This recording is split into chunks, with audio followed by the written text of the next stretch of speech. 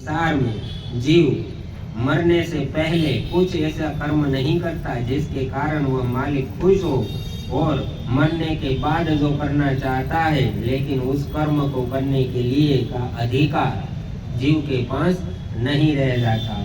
इसलिए दादा गुरुजी गुरु स्वामी जी महाराज फरमाते हैं कि जिस समय जो मौका मिला है वह काज कर देने में ही फायदा है, तभी काज हो सकता है, तभी तुम उन्नति कर सकते हो, तभी तुम भक्ति कर सकते हो, तभी तुम उस मालिक को प्राप्त कर सकते हो। इसलिए तो कबीरदास जी कहते हैं कि कल करे सो आज करे, आज करे सो अब, पर में प्रलय होए, देख दिया कबीरा रोए। कि कल जो करना है, तुम जो कल कल के पीछे छोड़ देते हो वह कभी पूर्ण नहीं होता, क्योंकि कल किसी का आज नहीं आता, आज आज ही रहता है।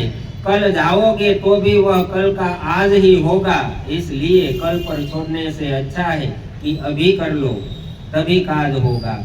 जो आज करोगे वही तुम्हारे हाथ में रहेगा, जो कल पर छोड़ोगे वह काल की चीज है, जो काल ले जाएगा वह तुम्हारा काज पूर्ण कभी होने नहीं देगा।